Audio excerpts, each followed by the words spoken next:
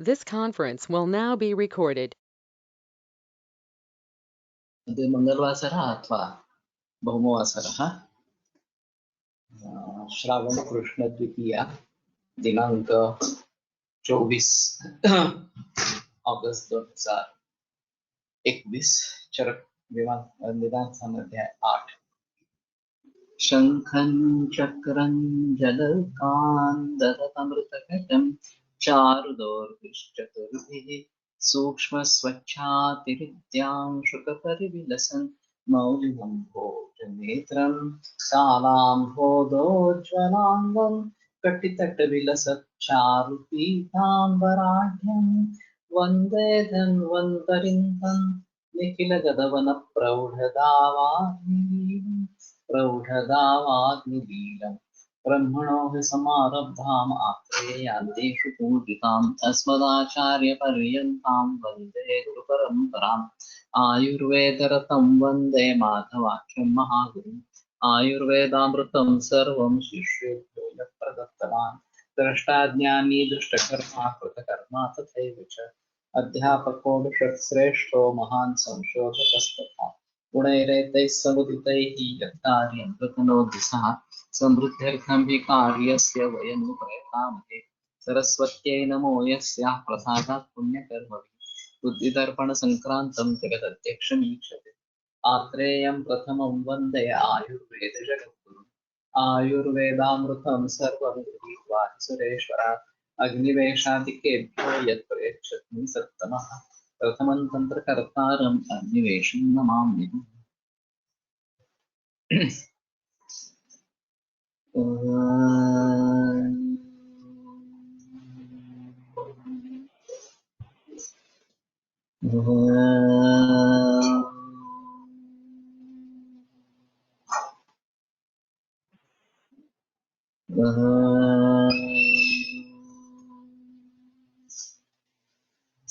ओम शांति शांति शांति।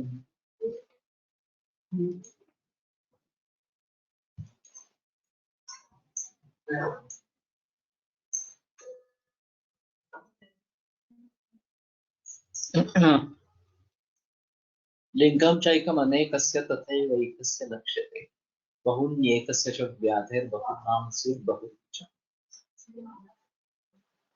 तो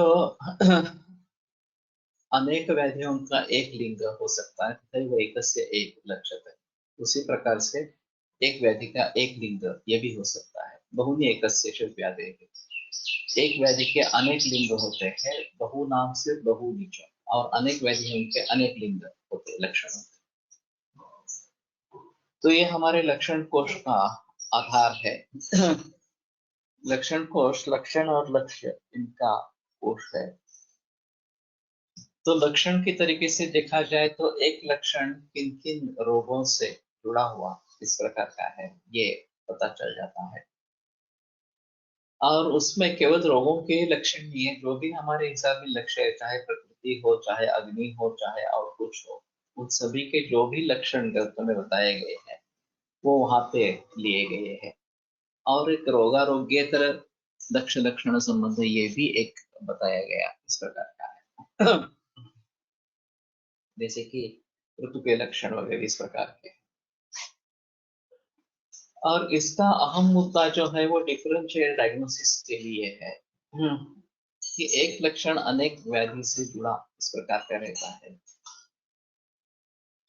तो उनमें से कौन से व्याधि हो सकते हैं ये तो हमें पहले पता लग जाना है कि ये लक्षण इन व्याधियों में था। ये लक्षण कोश का प्रमुख उद्देश्य इस प्रकार का। फिर आगे चलकर उन व्याधियों में से कौन से व्याधि हो सकते हैं ये देखने के लिए दूसरा लक्षण चुना जाता है, और फिर वो किन व्याधियों से जुड़ा है ये सामने बात आ जाती है। अगर पहले व्याधियों में उस व्याधि का समावेश है तो उसके गुण बढ़ाए जाते हैं, अगर समावेश नहीं है, नया व्याधि है, तो उसको उसमें जोड़ा जाता है। और ये सिलसिला तब तक चलता रहता है जब तक आप चाहते हैं, जितने भी आप लक्षण उसमें डालना चाहते हैं उतने आप डाल सकते हैं। तो अगर एक ही व्याधि में बहुत सारे लक्षण है, तो उसके मार्क सबसे ज्यादा हो जाते हैं और वो ऊपर चला जाता है, तो वो पॉसिबिलिटी ज्यादा है कि ये रोग होने की संभावना इसमें ज्यादा है। ये एक इसमें अहम मुद्दा इस प्रकार का। दूसरी बात ऐसी है कि उसमें थोड़ा सा वेटेज भी दिया कि अगर प्रत्यात्म लक्षण है तो उसको वेटेज दी गया है कि अतिसार यही लक्षण है, ज्वर यही लक्षण है, तो ज्वर होने की संभावना ज्यादा इस प्रकार की रहेगी। और स्वेदावरोध संताप सर्वांग ग्रहण तथा युगपत्यत्र रोगे सज्वरो प्रतिष्ठित, ये जो एक बताया गया है ये भी समुच्चयात्मक लक्षण है, तो उसको भी हमने इसमें जोड़ लिया है। तो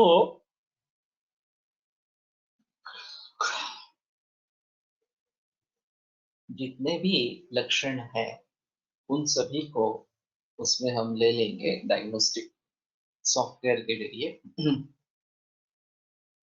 और उसके आधार पर काफी नए डिसीजेस सामने आ सकते हैं। मेरे पास एक किडनी फेलियर की केस थी और हम ये बना रहे थे आयुर्वेद निदान सॉफ्टवेयर, तो मैंने उसमें वो केस डाली, तो उसमें आप पहला जो डायग्नोसिस उभरा है वो पिंडिकोद्वेष्टन नानात्मज वात विकार इस प्रकार। उसमें पिंडिकोद्वेष्टन ये लक्षण था, लेकिन ये एक वातव्याधि है, नानात्मज वातव्याधि है, ये मुझे याद नहीं था। तो फिर मैंने थोड़ा सा चेंज करके बस्ती देना सोचा और मुस्तादियापन मैंने दिए, तो उससे काफी अच्छे रिजल्ट्स आ गए, पिंडिकोद्वेष्टन भी कम हो गया और क्रिएटिनिन भी कम हो गया इस प्रकार से। तो कहीं जगह ऐसा हो सकता है कि हमने इसके बारे में सोचा नहीं हो। वैभव मेहता के पास एक केस थी, उसमें पक्षवत था लेकिन उसके साथ शरीर उल्लास मूर्छा इस प्रकार के लक्षण थे, और उसका पहला निदान उभरा है वो कुर्मी रोग इस प्रकार का उभरा है। तो ये काफी दिलचस्प बात हो सकती है कि हमारे सामने बहुत ही अलग इस प्रकार बराबर वो बस्ती देने ही वाला था, उसमें कृमि ने उसमें ऐड किया, बहुत सारे कृमि निकले और पक्षवत में भी राहत मिल गई। तो कहने का तात्पर्य अर्थ ये है कि सभी तरीके से ये इकट्ठा हो जाते हैं लक्षण जो है वो, और जहां जहां इस लक्षण का संबंध है वो सभी रोग सामने आ जाते हैं, इसकी खासियत इस प्रकार। इसके बावजूद साध्यासाध्यता के लक्षण भी इसमें बताए गए हैं कि वो मूलतः व्याधि साध्य असाध्य हो सकता है, या फिर कृच्य साध्य होता है, जन्म नहीं वो धर्म से वो कृच्यता प्राय कृच्यतमम मतम बलिनस्तजातांबु यत्न साध्यम नवोत्थम, ये जैसे उदर के बारे में बताया गया, वैसे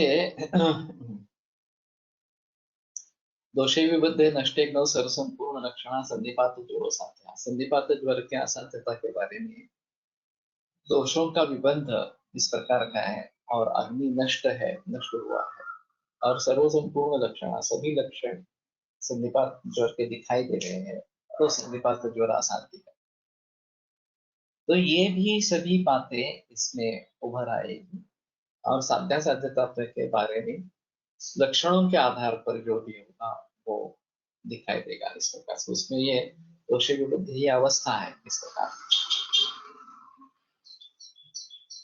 तो एक लक्षण को ले लेंगे तो उसके कितने लक्ष्य उससे जुड़े हैं, ये सभी बातें लक्षण कोश से सामने आएंगी।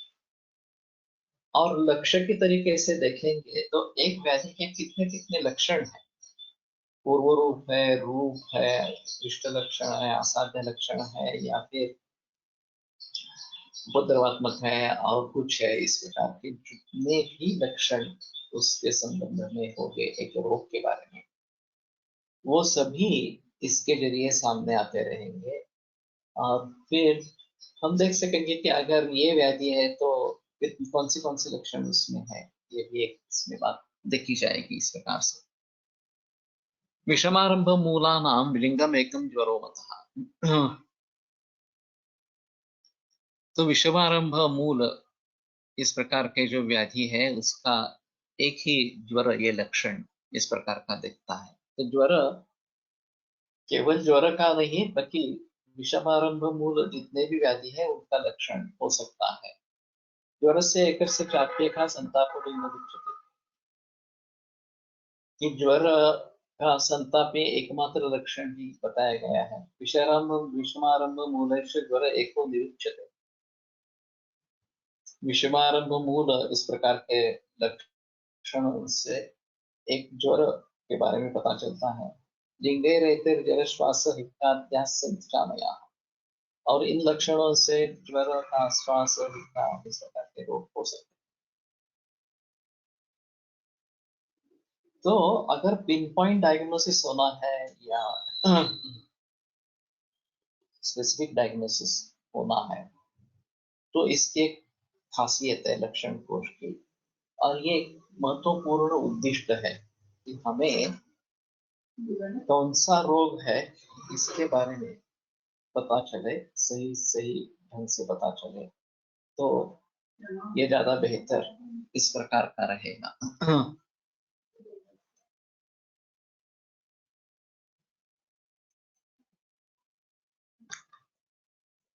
लक्षण चिकित्सा के बाद कम होने लगे तो सॉफ्टवेयर या ये बताएगा क्या कि ट्रीटमेंट सही दिशा में ही जा रही या तात्कालिक उपशय ही मिले। ये तो आपने को ही टेस्ट करना पड़ेगा। जनरली उपशय अगर मिल रहा है तो एक नाव सुश्री खाली के लिए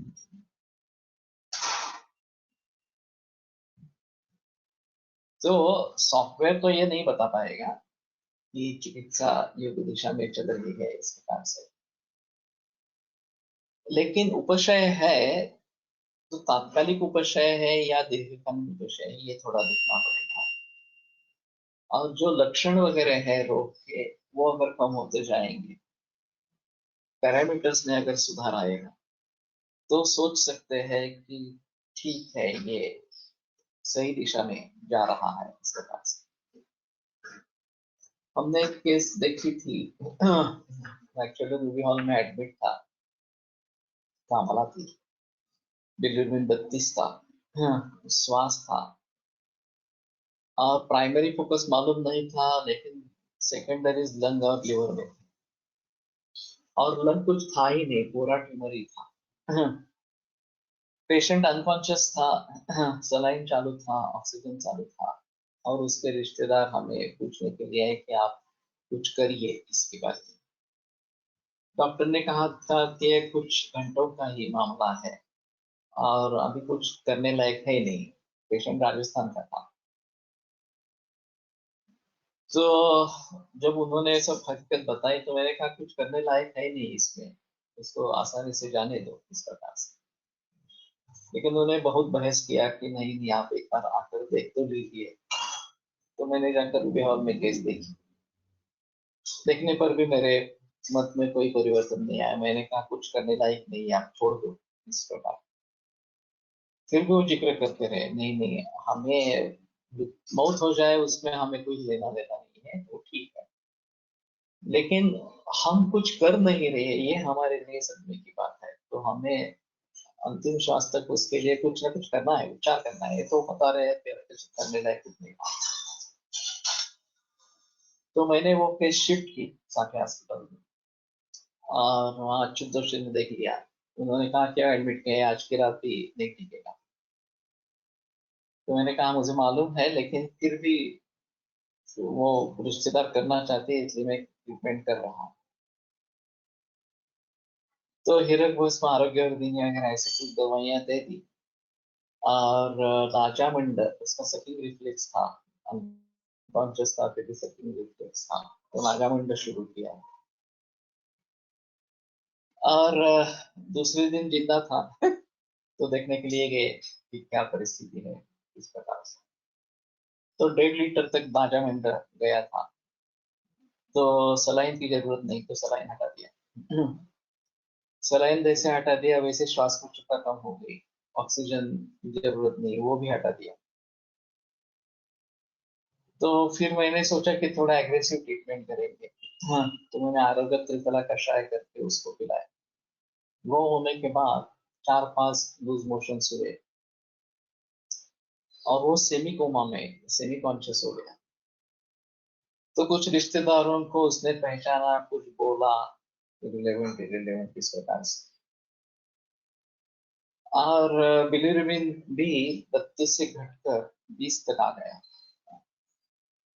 तो सभी रिश्तेदार बहुत आश्चर्यचकित हुए। तो बहुत बड़ी झुंड राजस्थान से आ पहुंची उसको देखने के लिए इस प्रकार से, उसके रिश्तेदारों में। फिर भी ये असद रूपाणी पश्यति, ये एक रिष्ट लक्षण उसको दिख रहा था। हाथ से हवा में कुछ पकड़ने की कोशिश कर रहा था। तो मैंने कहा कि ये अभी भी रिष्ट लक्षण है, तो मैं बता नहीं सकता कि ये सुधर जाएगा। लेकिन रिस्पॉन्स तो है, उसमें कोई संदेह नहीं। और फिर छठे दिन उसकी मौत हो गई। लेकिन हमारे लिए बहुत अनुभव, बड़ा अनुभव है। तो मैंने भी नहीं सोचा था कि ये इस प्रकार के रिस्पॉन्स करेगा। दूसरी बात अहम रही कि आईसीयू में था, सलाइन पे था, ऑक्सीजन पे था, वो सब बंद कर दिया। वो केवल एक प्राइवेट रूम में था, एक कॉट पर।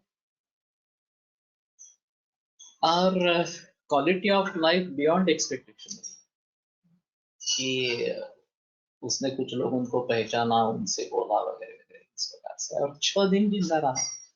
जो कुछ घंटों में मरने वाला था वो 6 दिन जिंदा रहा इस प्रकार से। तो एक अहम मुद्दा इस प्रकार का है कि रिस्पॉन्स इस प्रकार का मिल सकता है, लेकिन वो पूरी तरीके से रिस्पॉन्स मिल जाए, मिल गया गया और पूरी तरीके से मरीज दुरुस्त हो गया, ये कुछ ही लोगों में दिखाई देता है। हमने डोंबिवली में केस देखी थी, वोखाड बुलुन में अस्पताल है, वहां से डिस्चार्ज हुई। Original breast cancer spread in liver and brain, ऐसी स्थिति। और क्या हुआ थी। तो उसके रिश्तेदार मुझे मिलने के लिए पुणे में आए और बताया कि ऐसे ऐसे केस है, आप दवाइयाँ दे दे और आप देखने के लिए आ रहे हैं। मैंने जब कहा कि अरे इतनी एडवांस केस है, कुछ नहीं कर पाएंगे, उन्होंने तो बता दिया था वो खाड़ अस्पताल में कि डिस्चार्ज दीजिए उसको और 2 दिन से ज्यादा बचेगी नहीं, ऐसा बताया। तो वहां पे एक ऑन्को सर्जन काम करता और उसने मेरा रेफरेंस दे दिया कि आप एक बार गार्गिल से मिलो इस प्रकार से। तो फिर मैंने दवाइयाँ दे दी, उन्होंने बहुत जिक्र किया, तो मैंने देखने का सोचा। और फिर 2 दिन में मैं वहां पहुंचा दो। फिर वो तड़प रही थी वेदनाओं से, उसने कुछ भी रिस्पॉन्स नहीं दिया। मैंने परीक्षा की, पेट में बहुत भारी दर्द था और वेदनाओं से व्याकुल इस प्रकार की। तो मैंने कहा कोई चांसेस नहीं है बचने के, दवा दी है मैंने तो वो चालू रखो, और अगर वो मांगती है तो सिर्फ दूध ही देना, बाकी कुछ नहीं देना। तो उन्होंने हाँ कह दी। 2 दिन के बाद उनका फोन आया कि वो दूध मांग रही है, हमने दूध देना आरंभ किया है और आधा लीटर दूध आज गया है। तो ये मेरे लिए भी आश्चर्य का। तो मैंने कहा ठीक है चालू रखो, और तुम्हारे पास तो दवाइयां है। वो पूरी तरीके से सुधर गई। सब रिश्तेदार घर में इकट्ठा हुए थे तो मरने वाली थी। जैसे सुधरने लगी तो ये अपने अपने सभी अपने अपने अपने घर पे चले गए। लेकिन ये एक बहुत आश्चर्य था कि उस अवस्था से वो पूरी तरीके से सुधर गई। उसको बाद में उसकी मौत हुई करीबन 1 बरस के बाद, लेकिन वो भी एक्चुअली नहीं होती, वो केवल मानसिक परिणाम था इस प्रकार का। लेकिन कहने का तात्पर्य अर्थ ये है कि रिश्ता रिश्ताभास कब कहेंगे ये भी मुश्किल है बताना। इस प्रकार की परिस्थिति में कौन बच पाएगा कौन नहीं बच पाएगा ये बताना काफी मुश्किल इस प्रकार का होता है। तो हमें सावध रह के चिकित्सा करनी है। और अगर हम कहें कि कोई चांसेस नहीं है पेशेंट बच जाता है तो हमारे लिए क्रेडिट होता है, लेकिन सुधरेगा ऐसा कहे के अगर वो मर जाता है तो ये हमारे लिए और शास्त्र के लिए डिस्क्रेडिट होगा।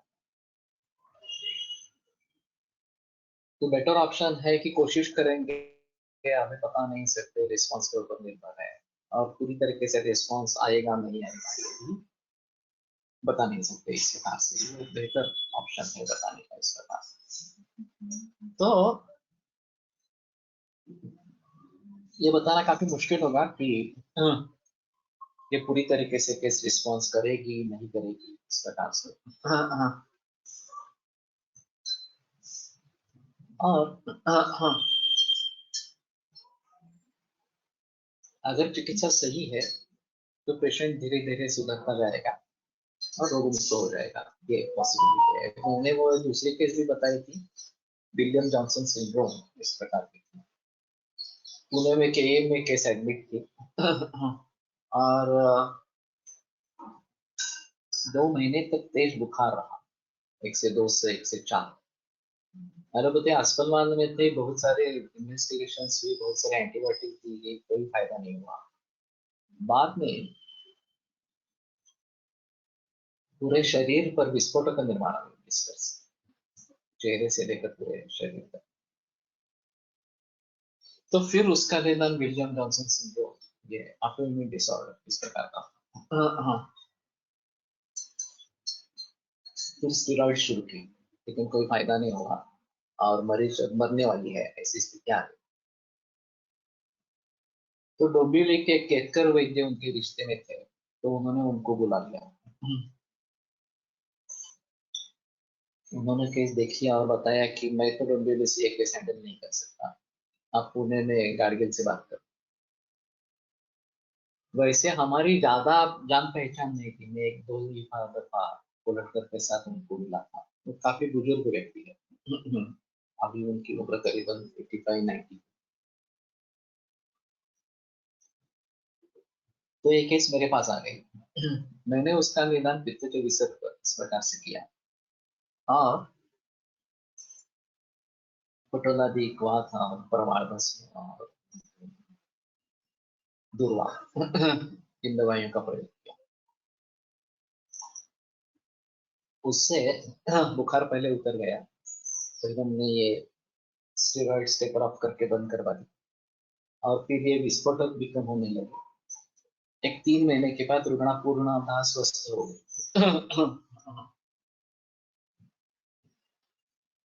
तो ये भी बड़ा अजीब माहौल इस प्रकार का है। जब ये मैंने केस बाद में आयतन निदान में डाली तो उसमें पहला निदान ऊपर आया, वो कितने विषय तो यही इस प्रकार था।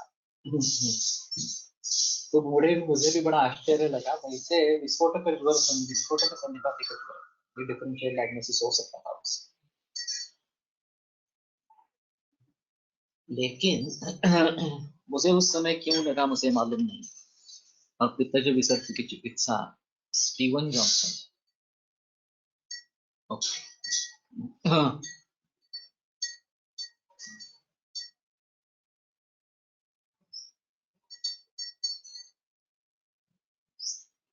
मुझे पता अभी याद नहीं है, लेकिन मैंने जो सुना है उस समय वो विलियम जॉनसन सिंड्रोम इस प्रकार का सुना था।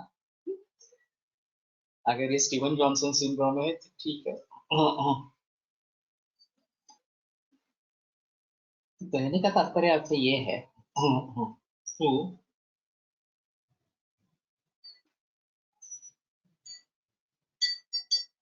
इस प्रकार के कॉम्प्लिकेटेड एडवांस केसेस में इस सॉफ्टवेयर के जरिए कुछ मार्ग इस प्रकार का निकल सकता है। और फिर ये एक अहम मुद्दा इस प्रकार का रहेगा। तो लिंगे रहते ज्वरश्वास हिक्काद्या संति कामयाः, इनसे ज्वरश्वास हिक्का ये आमय हो सकते हैं। एका शांति अनेकस्य तथैव एकस्य लक्ष्यते, अनेक रोगों की एक ही शांति हो सकती है, एक ही उपाय उपचार हो सकता है। व्याधिर एकस्य चाने का, एक व्याधि के अनेक प्रकार की शांति हो सकती है। बहुनाम भव्य एवं च, और बहुत सारे रोगों की बहुत प्रकार की शांति होती है, चिकित्सा होती है। तो तथैव एकस्य लक्ष्य, एक रोग की एक ही शांति, ये भी हो सकता है। तो परम्यूटेशन कॉम्बिनेशन सभी जगह इसी प्रकार के शांति नामाशयोत्थानाम व्याधि नाम लंघन, आमाशयोत्थ अगर व्याधि है तो उसकी लंघन क्रिया ये शांति है।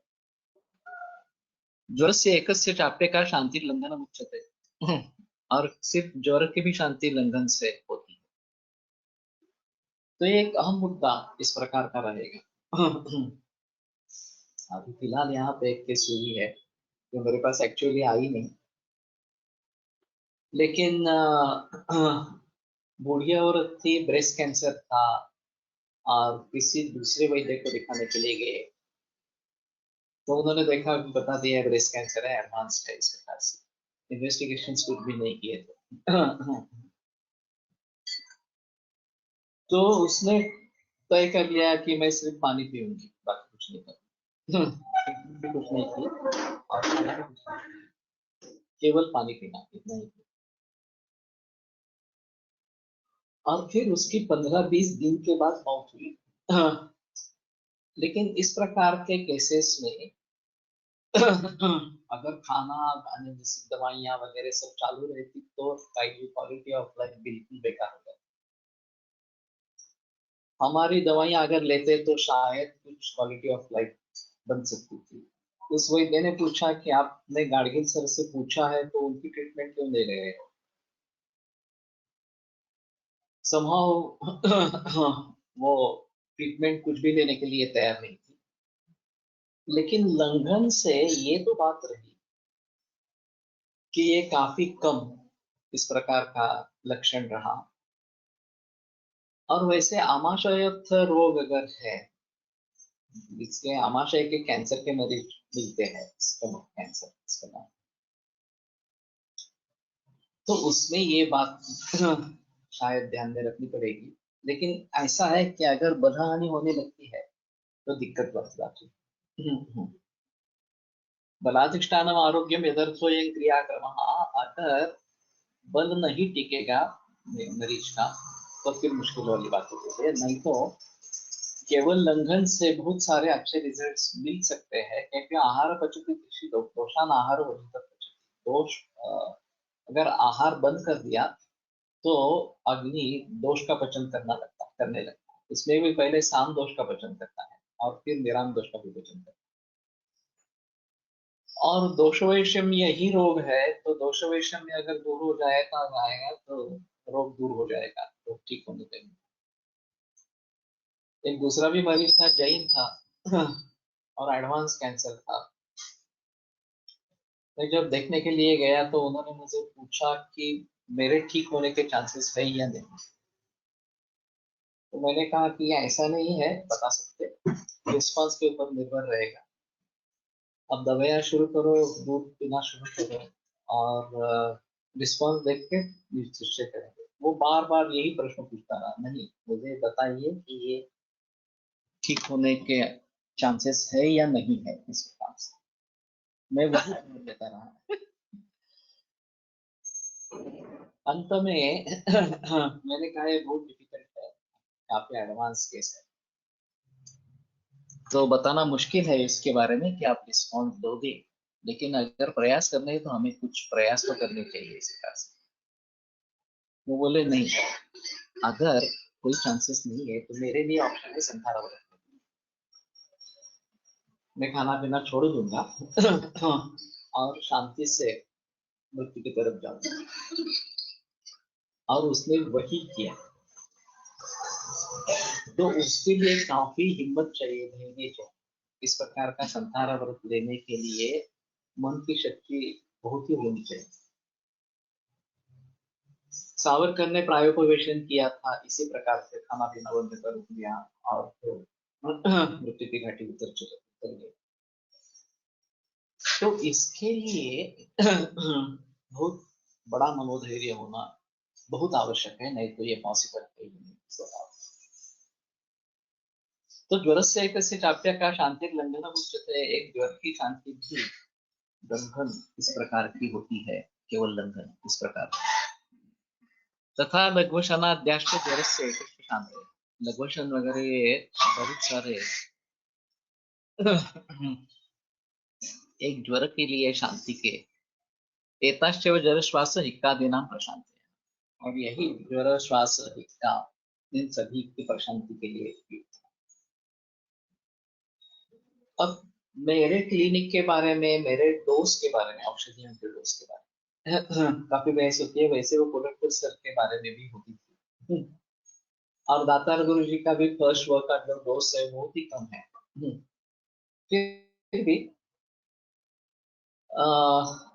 उन्होंने भी अच्छी प्रैक्टिस की है। संथारा लेना कानून अलाउड है क्या? कानूनन अलाउड है क्या? मेरे ख्याल में है। क्योंकि इसको आत्महत्या नहीं कहा जाता। इसमें ऐसा है कि आप मारने की कोशिश नहीं करते हैं, आप जीने का जो सहारा है वो तोड़ देते हैं। खाना पीना ही जीने का सहारा है, वो आप बंद कर देते हैं। अपने आप को मारते नहीं है इस प्रकार से। लेकिन ये काफी मुश्किल है। आत्महत्या करते हैं, खुदकुशी करते हैं तो तुरंत मौत आ जाती है। इसमें तुरंत मौत तो नहीं आती, तकलीफें होती रहती है। फिर भी अगर लंघन साध्य सिम्टम्स है, लक्षण है, तो लक्षणों से राहत मिल सकती है, ये बात जरूर है। तो संथारा लेना कानूनन अपराध नहीं होगा, ऐसा मुझे लगता है। एक बार पूछ लेना किसी वकील से या इस प्रकार के केसेस के बारे में। लेकिन सावरकर का उदाहरण प्रख्यात है, तो उसमें संदेह नहीं होना चाहिए इस प्रकार से। तो मैं बात कर रहा था कि डोज कम होने के बावजूद भी अच्छे रिजल्ट्स मिलते हैं। कुछ वैद्यों ने ऐसा भी कहा कि मेरे पास दवा बहुत कम थी, तो मैंने मेडिकल स्टोर का नाम लेके दवा दी, उसी में जितने डोज हो सकते हैं उतने दे दिए इस प्रकार से, और फिर भी रिजल्ट मिले इस प्रकार। तो एक बात इसमें है कि केवल औषधियों की मात्रा यही चिकित्सा का सफलता का हेतु है, ऐसा नहीं। सर्वांगीण दृष्टिकोण पडसलकर की जो खासियत रही है, खाली दोन मोबाईल आहे की चालू झालाय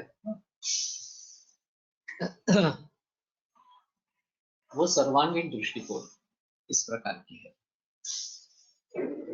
Since March 2018, passive euthanasia is legal in India under strict guidelines. Patient must consent through a living will and must be either terminally ill or in a vegetative state. Passive euthanasia. Okay.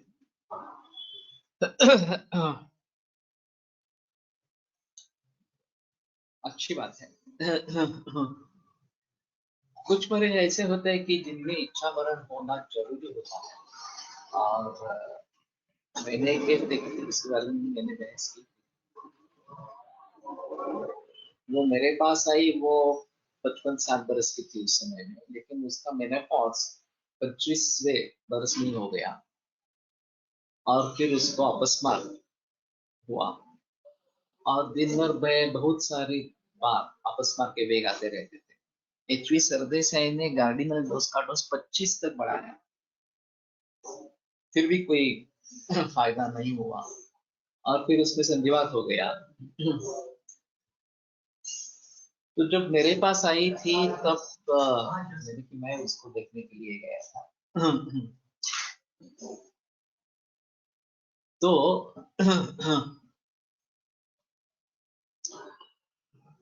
वो बहुत ही बेकार हालत में थी, अकेली थी, पति का भी निधन हो गया था, कोई बच्चे नहीं थे, रिश्तेदार कोई मानने वाले नहीं थे, और एक वाड़ा में रहती थी। टॉयलेट काफी दूर था, करीबन 100 फीट के ऊपर था। वो एक स्टूल को लेकर क्राउड करती हुई वहां पे जाती थी इस प्रकार से। और आधा घंटा लगता था उसको वहां जाने और वापस आने। तो मैंने एक स्टूडेंट को उसके वहां भेजा, ऐसा कुछ किया, कुछ फायदा नहीं हुआ। फिर गांगल सर ने विजिट की, उन्होंने उसको ताराचंद में एडमिट करवाया। जैसे ने ऑपरेट किया स्पाइन के ऊपर, वो और बिगड़ गई ऑपरेशन के बाद और टोटली बेड रिटर्न हो गई। तो जब मुझे पता चला कि ये ताराचंद में एडमिट है तो उसमें उसको मिलने के लिए गया। तो मुझे देखकर वो बहुत जोर से चिल्लाई, रोई कि मैं क्यों जिंदा हूं, मैं जीना नहीं चाहती, मेरे पास बात कोई मेरे लिए रोने वाला इस प्रकार का नहीं है, तो मैं जीना नहीं चाहती इस प्रकार से। तो वहां मुझे पहले बार ऐसे लगा कि ये केवल भोग है पिछले जन्मों के, और उसको भुगतने के लिए ही इसका जन्म हुआ। तो ऐसी हालत में कोई भी चिकित्सा काम नहीं करती, ये सच है। The painless killing of patient suffering from an incurable and painful disease or in an irreversible coma is euthanasia. Okay, euthanasia, euthanasia.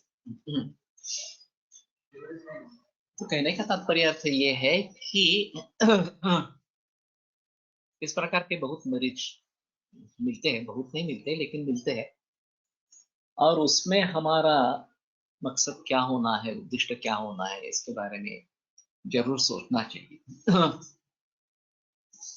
तो केवल लंघन वगैरह से भी हिक्का, श्वास हिक्का वगैरह ये शांत इस प्रकार के हो सकते हैं।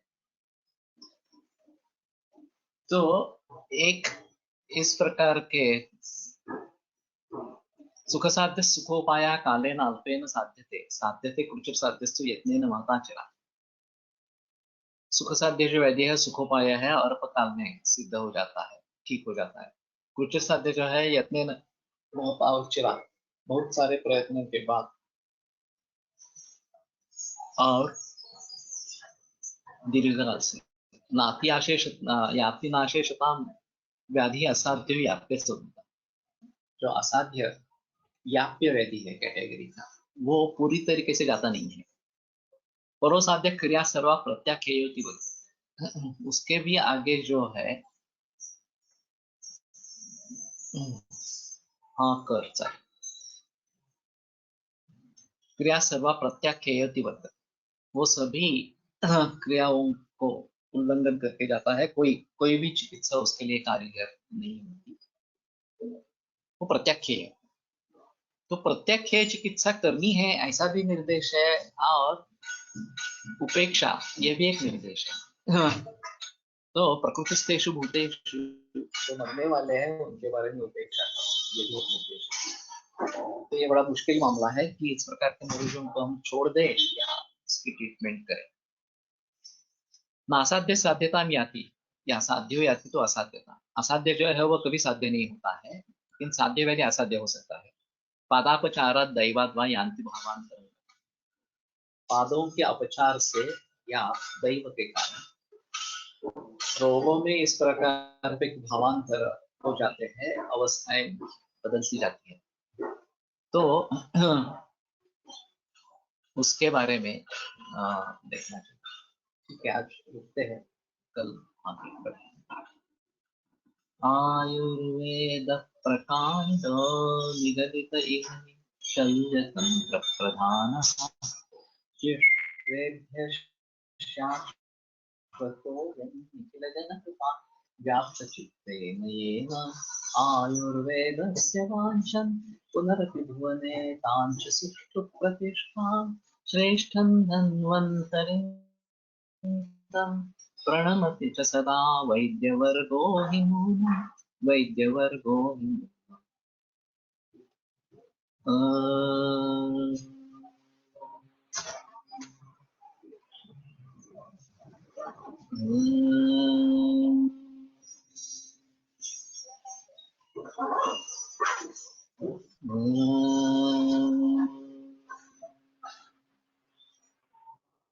ओम शांति शांति शांति। विरम्यते व्याख्यानतः स्वाहा।